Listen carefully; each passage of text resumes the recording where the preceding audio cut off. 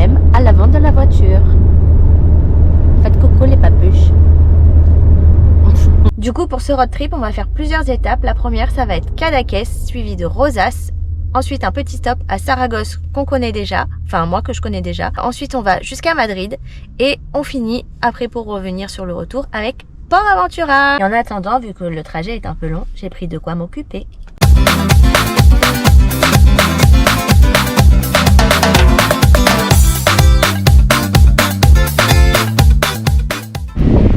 Ça y est, on est arrivé à Cadaqués et on s'est garé dans un parking à l'entrée de la ville parce que je crois que la ville est piétonne. Enfin, on n'a pas accès en voiture. Donc voilà, on vient de se garer et la ville est juste là. On est arrivé au bord de mer de Cadaqués, c'est super joli, ça fait très méditerranéen et selon les coins ça fait même penser à la Grèce, c'est super joli. On vient d'aller dans cette petite boutique qui est super mignonne où dedans il y a plein de céramiques typiques espagnoles. Donc si jamais vous êtes dans le coin, vous pouvez y faire un tour, c'est super joli. Il y a plein d'exemples à l'extérieur et évidemment j'ai craqué à l'intérieur, hein, vous en doutez. On vient de finir notre tour à Cadaqués, on vient de reprendre la voiture et on prend la route vers Rosés. Le chemin est un peu sinueux, du coup si vous êtes un peu malade en voiture, faut bien regarder la route.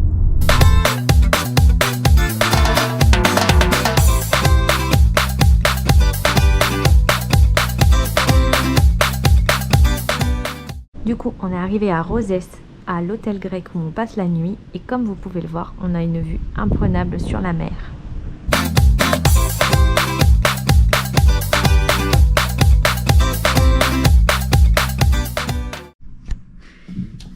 Deuxième journée, on se réveille avec la jolie vue qu'on avait hier aussi à Rosés.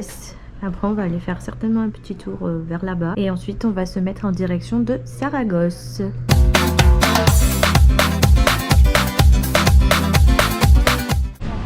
On se promène du coup sur la promenade de Rosés et c'est assez drôle parce que les postes de surveillance, on se croirait presque à Malibu. Bon, je suis jamais allée mais ça ressemble quand même pas mal et c'est plutôt joli. Bon, ça fait très méditerranéen comme je disais hier pour Cadaqués. C'est très joli.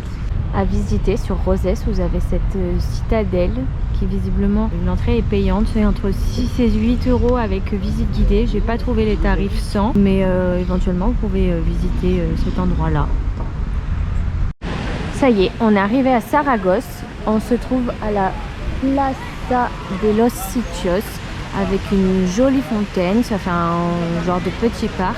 À côté, il y a le musée de Saragosse mais qui aujourd'hui est fermé, donc on verra si on y fait un tour. Mais pour le moment, on se promène. Et nous revoilà dans Saragosse, en face de la cathédrale d'El Salvador, que je fais découvrir aux papuches, avant d'aller voir la cathédrale d'El Pilar, qui est juste à côté, qui se trouve là-bas. La revoilà, mais c'est un peu triste parce qu'elle est tout en travaux, du coup ça rend pas aussi bien que la dernière fois qu'on est venu, c'est un peu deg. Mais elle est quand même toujours autant majestueuse et toujours aussi belle. On vient de s'arrêter à l'office du tourisme de Saragosse pour acheter mon précieux ticket, le Chocopass, qui donne accès à 5 partenaires. Ça coûte 11 €, donc c'est à acheter directement à l'office du tourisme. Et en fait, vous avez des boutiques partenaires qui vous font découvrir les spécialités de Saragosse. Et sachez que leurs spécialités sont essentiellement à base de chocolat. Et ensuite, on va aller là-bas. Donc c'est le Mercado Central que je vais faire découvrir aux papuches. Où dedans, c'est un marché couvert quoi. Où il y a de la charcuterie, du poisson, tout plein de bonnes choses.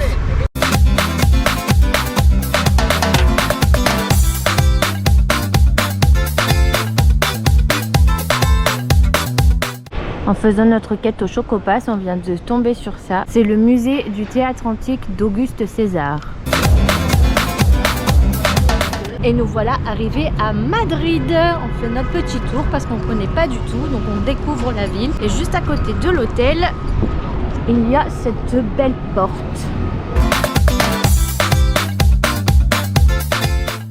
On se promène dans le parc del Retiro.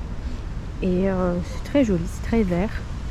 On se dirige là en direction des Palacio de Velázquez. On va voir ce que ça donne. Je crois qu'il y a une statue aussi à côté. Donc on découvre ensemble. les papuchots au bout de Rolls. Ça, c'est le monument des Alfonso XII. Je suis jalouse, les gens ils font de la barque comme Bridgerton. Moi aussi, je veux aller en faire. C'est trop cool. Le voilà, après de longues minutes de marche dans le parc del Retiro. On est devant le Palacio de Velázquez, qui malheureusement est fermé. Qui a l'air presque même à l'abandon, donc c'est un peu dommage parce que ça a l'air d'être très beau.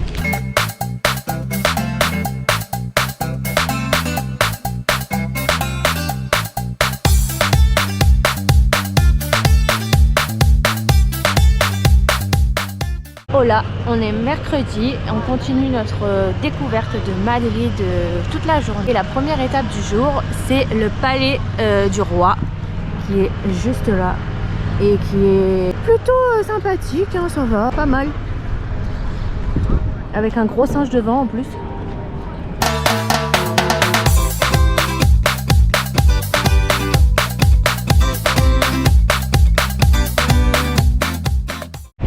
Là, on se trouve à la Plaza de la Villa avec une belle statue de Don Alvaro de Bazán.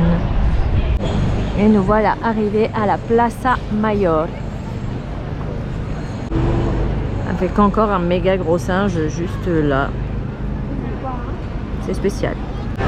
On est arrivé à la Puerta del Sol. Un peu naïvement, on s'attendait à trouver une porte, mais en fait, il n'y en a pas du tout. Cette place, ça me fait penser un peu à Piccadilly Circus en Angleterre. Ça fait très grand, il y a des magasins partout. Et il y a juste cette statue au milieu de Carlos III, roi d'Espagne. Et du coup, sur cette même place, vous pouvez retrouver l'emblème de Madrid. Donc c'est un ours qui mange dans un arbousier.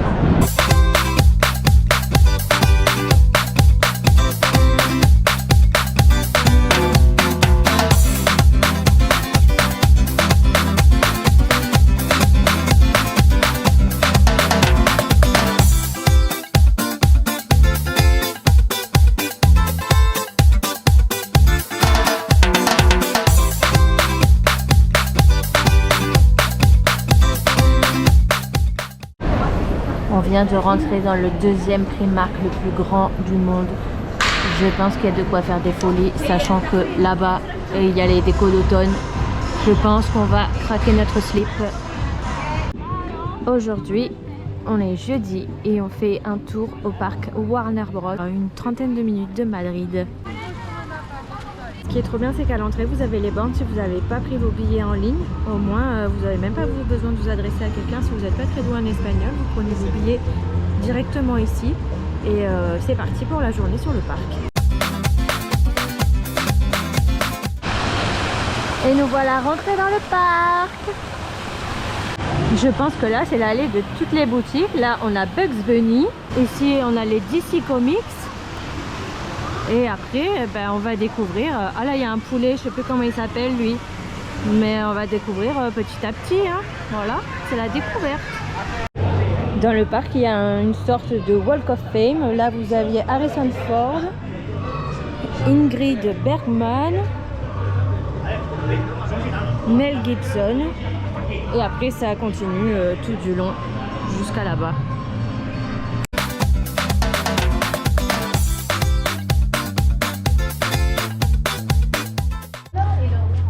Comme à Disney, vous pouvez faire les photos avec les personnages, mais ici c'est quand même un peu plus cool parce qu'il n'y a pas à faire la queue pendant 2 heures. Vous arrivez, les personnages ils sont dispo et en 30 secondes c'est plié. Là, comme à Disney, vous avez un coin Cowboy Far West. On n'est pas trop dépaysé du coup. Ça fait un petit peu le même esprit, c'est sympa.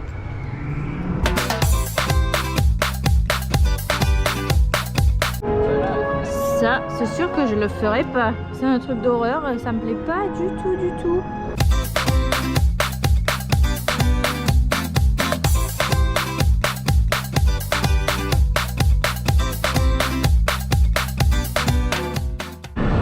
Scooby-Doo-Bidoo.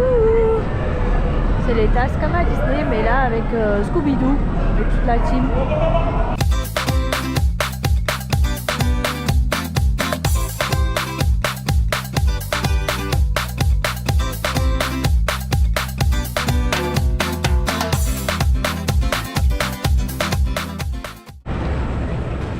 trouvé l'attraction du petit frère de Disney, Autopia. Et disons que là c'est beaucoup plus tranquille, hein. C'est vraiment l'attraction des tout petits. Il y a des volants mais au final ils servent à rien du tout, c'est juste pour faire beau. Mais au moins c'est tranquille, là on n'est pas stressé avec celle-là, c'est bien. Mais que voilà, la tanière de Bugs est là-bas. La maison de la mémé dans Titi et Gros Minet. Là je suis refaite, je suis trop contente. On va aller faire un tour dedans, c'est trop bien.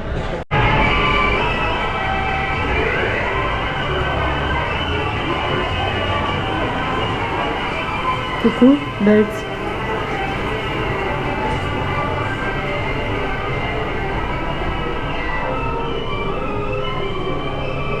C'est trop cute.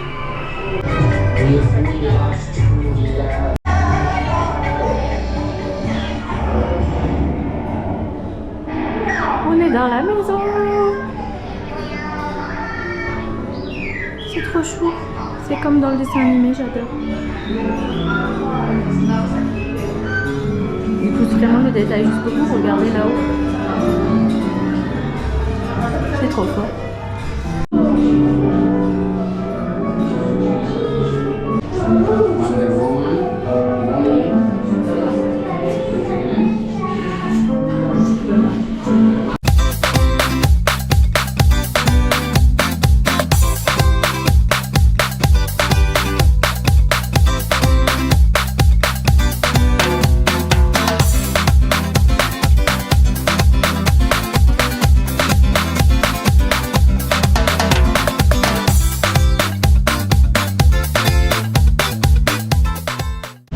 Ce coin il est super joli mais comme je disais tout à l'heure c'est un peu mort, c'est tout fermé. Du coup je comprends pas trop pourquoi. Ou alors peut-être que c'est ouvert que l'été mais bon ça fait un peu tristoun. Au pire des cas pour réduire le ticket d'entrée quoi. Bref, je sais pas. Ça aussi c'est fermé. C'est chelou quand même. Et ça je sais pas, ça a pas trop l'air de fonctionner non plus.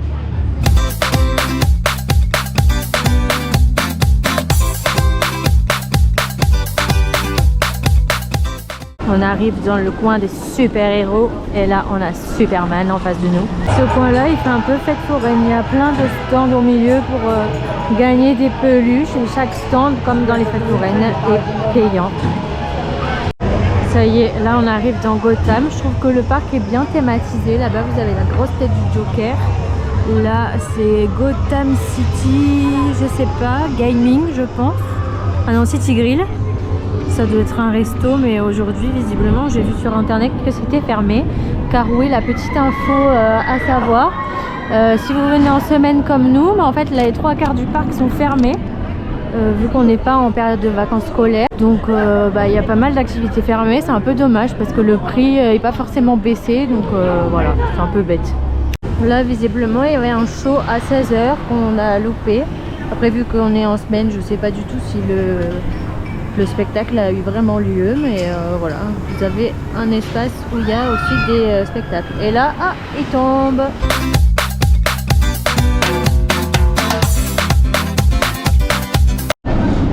Ça, c'est le château de Bruce Wayne, qui apparemment est gratuit à la visite.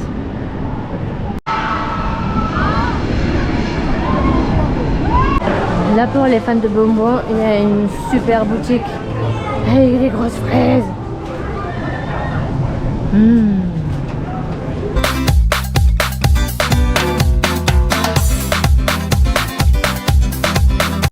Et voilà, nous revoilà arrivés à notre point de départ à l'entrée du parc Warner Bros. C'était sympa, mais à vrai dire, je pense que c'est bien si vous venez peut-être plus le week-end, parce que là, il y avait plein de choses qui étaient fermées. Du coup, c'est un peu dommage parce que on n'a pas pu tout faire et tout voir. Il y avait certains coins du parc qui étaient un peu morts. Mais voilà, on l'a fait une fois, on est content. On reviendra peut-être pas, mais si vous êtes dans le coin, que vous avez plusieurs jours sur Madrid, ça vaut le coup de le faire en une journée, pas plus, parce que vous faites très rapidement le tour. Voilà, à demain. On est arrivé à Port Aventura, dans l'hôtel Port Aventura.